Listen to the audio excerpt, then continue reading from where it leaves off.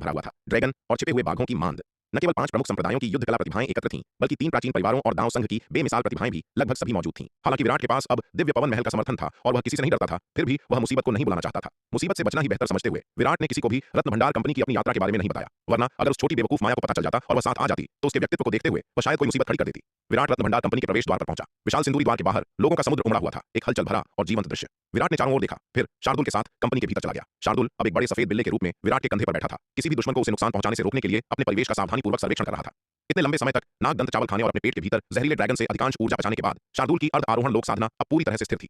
अपनी मौजूदा ताकत के साथ अगर उसे फिर से भैरव के 2 आत्मिक जानवरों का सामना करना पड़े तो वह उन 2 बेकार प्राणियों को 20 चालों के भीतर हरा सकता था। यहां तक कि खुद भैरव के खिलाफ भी महाशक्ति ताबीज की मदद के बिना उसे पूरी तरह भरोसा था कि वह नुकसान में रहे बिना वापस लड़ने की ताकत रखता है। महाशक्ति ताबीज के समर्थन के साथ उसे भैरव को हराने का और भी अधिक भरोसा था। बेशक यह तब था जब भैरव उस 9वीं रैंक के शीर्ष गुणवत्ता वाले स्प्लिट स्टोन जादुई हथियार का उपयोग नहीं करता। शार्दुल इस समय संकट का एक बड़ा एहसास महसूस कर रहा था, क्योंकि वह औरत एल्डर योगिता वास्तव में चुपके से उसका धंधा चुराने की कोशिश कर रही थी। पहले वह हमेशा बॉस का नंबर 1 फाइटर रहा था, लेकिन अब वह औरत एल्डर योगिता बॉस के नंबर 1 फाइटर के खिताब के लिए उससे प्रतिस्पर्धा करने जा रही थी। इसलिए वह अच्छा प्रदर्शन करने का अवसर खोजने के बारे में सोच रहा था। ऐसा न हो कि वह बॉस के नंबर 1 फाइटर के रूप में अपना खिताब खो दे। अपनी मौजूदा ताकत के साथ जब तक उसका सामना किसी शिखर आरोहण लोक विशेषज्ञ से नहीं होता, वह उन सभी को संभाल सकता था।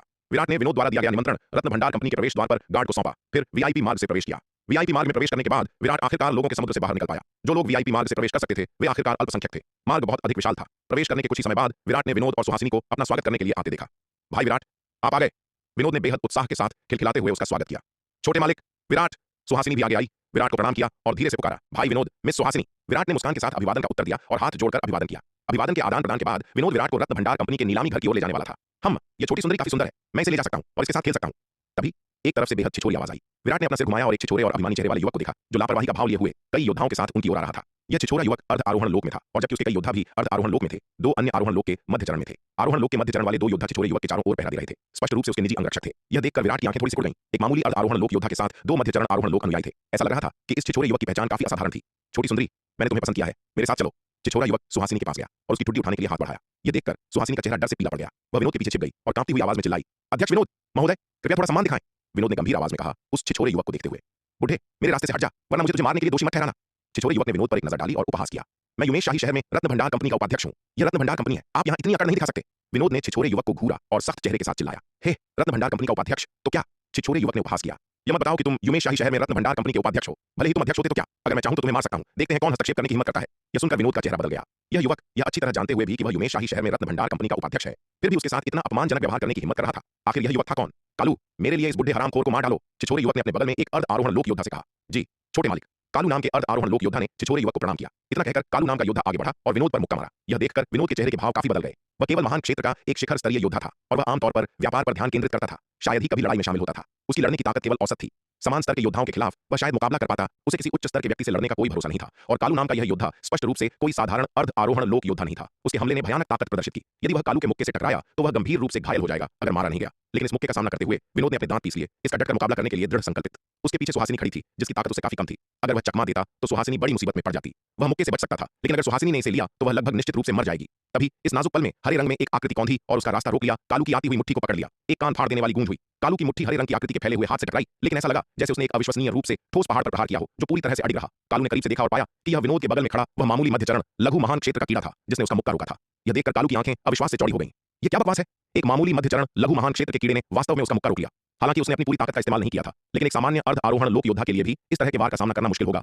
अकेले कम साधना स्तर वाले की तो बात ही छोड़िए, फिर भी इस मामूली मध्यचरण लघु महान क्षेत्र के कीड़े ने इतनी लापरवाही से उसका मुक्का रोक दिया था। होश में आने के बाद कालू ने विराट की पकड़ से मुक्त होने की कोशिश करते हुए सख्त संघर्ष किया। दुर्भाग्य से वह चाहे कितना भी संघर्ष करे, यह एक चींटी की तरह था जो पेड़ को हिलाने की कोशिश कर रही हो। वह 1 इंच भी मुक्त नहीं हो सका।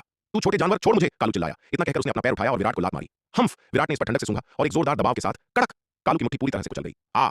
कालू के शरीर में तेज दर्द दौड़ गया और उसने एक चीख निकाली। विराट ने उसे लात मारी। उसका शरीर एक तोप के गोले की तरह पीछे की ओर उड़ गया। एक कान फाड़ देने वाली धाड़ के साथ पीछे की दीवार से टकरा गया, जिससे दीवार ढह गई। कालू मलबे के बीच पड़ा रहा, लंबे समय तक उठने में असमर्थ। तू छोटे जानवर, तूने मुझे गुस्सा दिला दिया है। यह देखकर छिछोरे युवक ने विराट को ठंडक से घूरा और एक सर्द आवाज में कहा, तू कमीने, मेरे बॉस को गाली देने की हिम्मत की, मैं तुझे एक पंजे से कुचल दूंगा। यह सुनकर शार्दुल उसे गुस्से से घूरने से नहीं रोक सका। तू छोटा जानवर और यह बेवकूफ बिल्ली, तुम दोनों मरे। शार्दुल की गुस्से भरी गाली सुनकर छिछोरे युवक के भाव और भी ठंडे हो गए। उसने विराट की ओर देखा, फिर शार्दुल की ओर और बर्फीली आवाज में कहा। तभी एक आकृति तेजी से उनकी ओर उड़ती हुई आई। क्या हो रहा है? मेरी रत्न भंडार कंपनी में हंगामा करने की हिम्मत कौन करता है? नवागंतुक गुस्से से चिल्लाया। सेठ मदन लाल, तुम्हारी रत्न भंडार कंपनी ने मुझे गुस्सा दिला दिया है। बताओ तुम क्या करने जा रहे हो? छिछोरे युवक ने ठंडक से कहा, नवागंतुक पर एक नजर डालते हुए। मदन लाल नाम का नवागंतुक स्थिति देखकर तुरंत हैरान रह गया। छोटे मालिक ठाकुर विक्रमजीत, क्या मैं पूछ सकता हूं कि क्या मेरी रत्न भंडार कंपनी ने अपने आतिथ्य में कोई कमी की है जिससे इतनी नाराजगी हुई? मदन लाल ने जल्दी से छिछोरे युवक को प्रणाम किया। उसने मुझे बहुत नाराज किया है और इस छोटे जानवर ने मेरे एक आदमी पर हमला भी किया। मदन लाल, तुम इस मामले को संभालो। छिछोरे युवक ठाकुर विक्रमजीत ने विनोद की ओर इशारा किया, फिर विराट की ओर भावहीन होकर बोलते हुए। यह देखकर विनोद और सुहासिनी का चेहरा पीला पड़ गया। नवागंतुक कोई और नहीं बल्कि युमेश शाही शहर में रत्न भंडार कंपनी का प्रमुख सेठ मदनलाल था और विनोद का वरिष्ठ।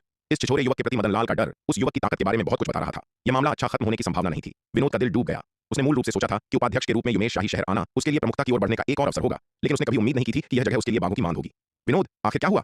ठाकुर विक्रमजीत नाम के युवक के छिछोरे शब्दों को सुनकर मदनलाल का चेहरा काला पड़ गया। वह मुड़ा और विनोद पर चिल्लाया, अध्यक्ष, इसने पहले मेरी शिष्या को परेशान किया। विनोद ने खुद को संभाला और तर्क दिया, यह तुम्हारी शिष्या का सौभाग्य है कि छोटे मालिक ठाकुर विक्रमजीत ने उसे पसंद किया है। उसे चुपचाप उन्हें सौंपने के बजाय तुमने विरोध करने की हिम्मत की और यहाँ तक कि छोटे मालिक ठाकुर विक्रमजीत के आदमियों को घायल कर दिया। यह अपमानजनक है। मदनलाल ने विनोद को घूरा और चिल्लाया, जल्दी करो और छोटे मालिक ठाकुर विक्रमजीत से माफी मांगो और फिर अपनी शिष्या उन्हें सौंप दो। अध्यक्ष, आप इतना अंधाधुंध कैसे कार्य कर सकते हैं? यह सुनकर विनोद क्रोधित हो गया। आज वह पूरी ताकत लगा रहा था। वह इस कमीने से माफी मांगने और सुहासिनी को सौंपने को कभी स्वीकार नहीं कर सकता था। भले ही इसमें उसकी जान चली जाए, वह सुहासिनी को नुकसान नहीं पहुंचा सकता था। इतने वर्षों तक उसका साथ देने के बाद उसने लंबे समय से सुहासिनी को अपनी बेटी माना था। तुम मेरे आदेशों की अवहेलना करने की हिम्मत करते हो? मदनलाल ने विनोद को घूरा और ठंडक से कहा, गिल्ड मास्टर का ऐसा अनुचित अनुरोध इस अधीनस्थ को स्वीकार्य नहीं है। विनोद ने गुस्से में कहा, यह तुम पर निर्भर नहीं है। घुटने टेको और छोटे मालिक ठाकुर विक्रमजीत से माफी मांगो। मदनलाल ठंडक से चिल्लाया। विनोद को नीचे दबाने के लिए हाथ बढ़ाया। छिछोरा युवक ठाकुर विक्रमजीत एक मजाकिया अभिव्यक्ति के साथ इस दृश्य को देख रहा था। इन नीच चींटियों ने उसकी इच्छा की अवहेलना करने की हिम्मत की। वह उन्हें बताएगा कि उसकी अवज्ञा करने के परिणाम कितने गंभीर थे। हालांकि जैसे ही मदनलाल का हाथ बढ़ा, एक रोएंदार सफेद पंजा उसकी हथेली से टकराया। एक जोरदार धमाका गूंज उठा। पंजे की मार से मदनलाल दर्जनों फीट दूर जा गिरा। मदनलाल चौंक गया। उसने खुद को संभाला और करीब से देखा, केवल यह पाने के लिए कि जिस व्यक्ति ने उस पर हमला किया था वह वास्तव में विराट के कंधे पर बैठा बड़ा सफेद बिल्ला था। छोटे मालिक विराट, यह मेरी रत्न भंडार कंपनी का आंतरिक मामला है, कृपया हस्तक्षेप न करें। मदनलाल ने खुद को संभाला, विराट की ओर देखा और गंभीर आवाज में कहा। वह स्वाभाविक रूप से विराट को पहचानता था।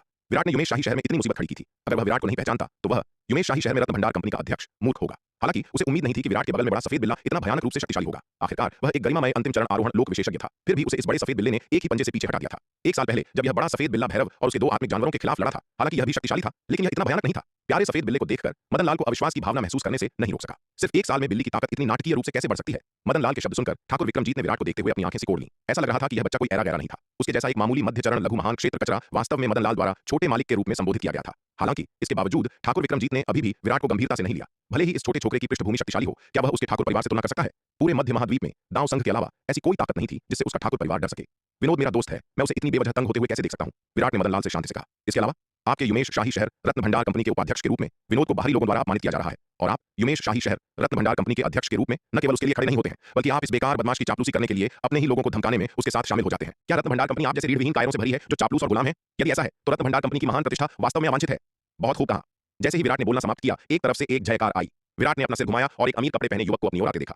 ताली ताली ताली। अमीर कपड़े पहने युवक ने चलते हुए तालियां बजाई। हमारी रत्न भंडार कंपनी को निश्चित रूप से ऐसे रीढ़विहीन कायरों की आवश्यकता नहीं है जो अपने ही लोगों को धोखा देते हैं और अपने बाहरी लोगों पर फिदा होते हैं। अमीर कपड़े पहने युवक ने सहमति में कहा। छोटे मालिक, इस अमीर कपड़े पहने युवक कुंवर ललित को देखकर मदनलाल का चेहरा पीला पड़ गया और वह कांपती हुई आवाज में चिल्लाया। कुंवर ललित ने मदनलाल की ओर देखा और शांति से कहा, मदनलाल, आज से तुम अब युमेश शाही शहर में रत्न भंडार कंपनी के अध्यक्ष नहीं हो। यह सुनकर मदनलाल का चेहरा राख जैसा हो गया। हालांकि वह बेहद डरा हुआ था, लेकिन उसे भी बहुत नाराजगी महसूस हुई। वह कांप गया और चिल्लाया, छोटे छोटे मालिक, क्या तुम्हें भरोसा नहीं है? कुंवर ललित ने उस पर एक नजर डाली और उदासीनता से पूछा, यह अधीनस्थ हिम्मत नहीं करता?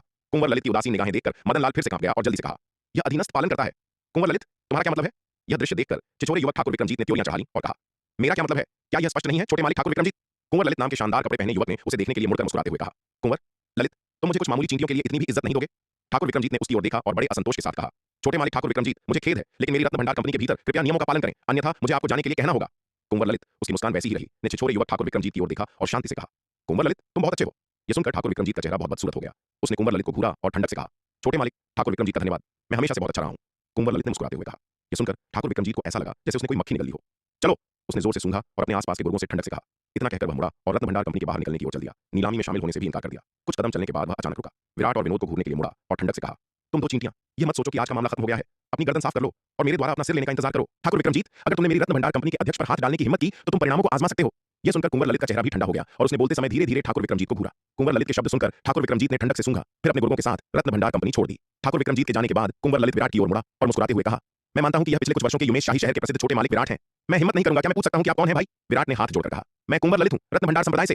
कुंवर ललित ने मुस्कुराते हुए कहा और हाथ जोड़े। आप रत्न भंडार संप्रदाय के छोटे मालिक कुंवर ललित हैं, पृथ्वी योद्धा सूची में 5वें स्थान पर रहने वाले युद्ध कला के प्रतिभावान।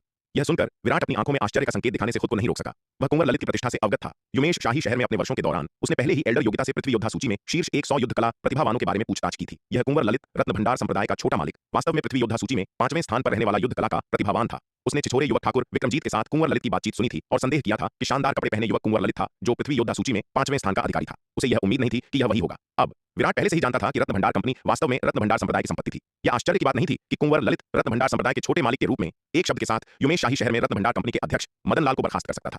मैं शर्मिंदा हूं, मेरी मामूली प्रतिष्ठा का उल्लेख करने लायक नहीं है। कुंवर ललित ने मुस्कुराते हुए कहा। भाई विराट, 1 साल पहले आपने भैरव के खिलाफ एक महान लड़ाई लड़ी थी। उस जानवर को लुगदी बना दिया था। उसे ही कहते हैं नायक। विनोद, यह सुनकर कि यह वास्तव में रत्न भंडार संप्रदाय का छोटा मालिक था, जल्दी से आगे बढ़ा और झुक गया। आपका अधीनस्थ विनोद छोटे मालिक को प्रणाम करता है। यह देखकर सुहासिनी भी डरते डरते आगे बढ़ी और कुंवर ललित को प्रणाम किया। औपचारिकता की कोई जरूरत नहीं है। कुंवर ललित ने अपना हाथ हिलाया, विनोद को ऊपर से नीचे तक देखा और कहा, तुम वही विनोद हो जिसे दक्षिण से स्थानांतरित किया गया था। मैं हिम्मत नहीं करूंगा, वह मैं ही हूं। विनोद ने सम्मानपूर्वक उत्तर दिया, हम तुम्हारा प्रदर्शन काफी अच्छा है। मूल रूप से मैं तुम्हें सीधे युमेश शाही शहर में रत्न भंडार कंपनी के अध्यक्ष के रूप में नियुक्त करना चाहता था, लेकिन मुझे चिंता थी कि तुम यहाँ की स्थिति से परिचित नहीं होगे। इसलिए मैंने तुम्हें युमेश शाही शहर में स्थिति का अंदाजा लगाने के लिए पहले उपाध्यक्ष के रूप में नियुक्त करने की योजना बनाई थी। कुंवर ललित ने उसे देखा और कहा, लेकिन चूंकि मदन लाल अब अध्यक्ष नहीं बनना चाहता, आज से युमेश शाही शहर में रत्न भंडार कंपनी के अध्यक्ष का पद तुम्हें सौंप दिया जाएगा। आपका अधीनस्थ, आपका अधीनस्थ। यह सुनकर विनोद अभिभूत हो गया और एक पल के लिए उसके पास शब्द नहीं थे और कहने की जरूरत नहीं है। अपने प्रदर्शन के साथ तुम युमेश शाही शहर में रत्न भंडार कंपनी का अध्यक्ष बनने के लिए योग्य से अधिक हो। कुंवर ललित ने उसके कंधे को थपथपाया और मुस्कुराते हुए कहा, आपके मार्गदर्शन के लिए धन्यवाद।